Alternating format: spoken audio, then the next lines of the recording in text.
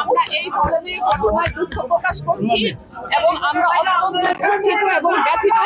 এর চেয়ে বড় ব্যথা আমি একজন মা হিসেবে বলতে চাই, এর চেয়ে বড় ব্যথা বা পেয়ে না কিছু হতে পারে না।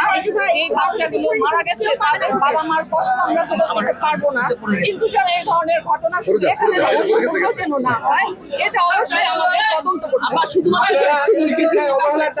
আসলে কি কারণে হয়েছে এটা আমাদের তদন্ত করে দেখতে হবে, কারণ আমরা এখন পর্যন্ত তদন্ত করার সুযোগই পাইনি।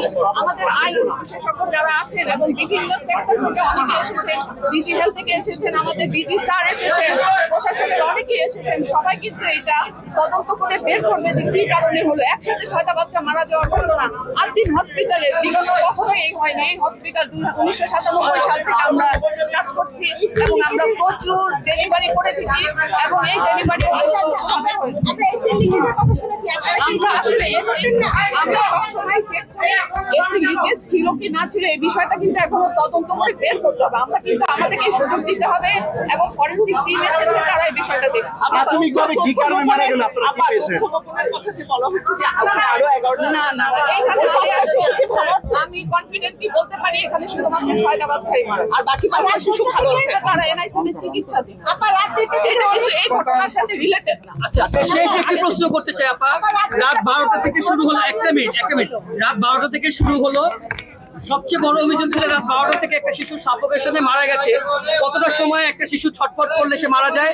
এই অবহেলার কোনো বিষয় আছে কিনা একটু বলবেন। এই বিষয়ে আমি বলতে চাই, 3টার পরে রাত 3টার পরে একটা বাচ্চা তাকে এনআইসিইউতে নিয়ে চিকিৎসা দেওয়া হয়েছে এবং নিউনেটোলজিস্ট যারা আছে তারা দেখে বলেছেন যে না, বাচ্চার ভাইটাল সাইন সবকিছু ভালো আছে।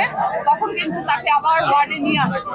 আসলে ঘটনায় বাচ্চাগুলো অসুস্থ হয়েছে 6টার দিক থেকে।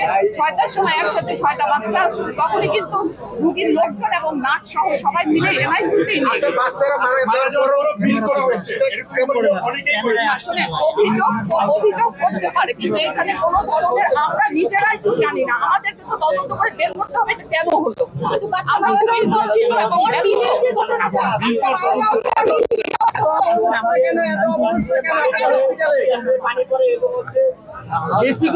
খুবই খারাপ। এই ধরনের এসির অবস্থা খারাপ, অন্য কিছু আছে কিনা সেটা আমাদেরকে দেখার সুযোগ দিতে হবে। ধন্যবাদ সবাই। ধন্যবাদ।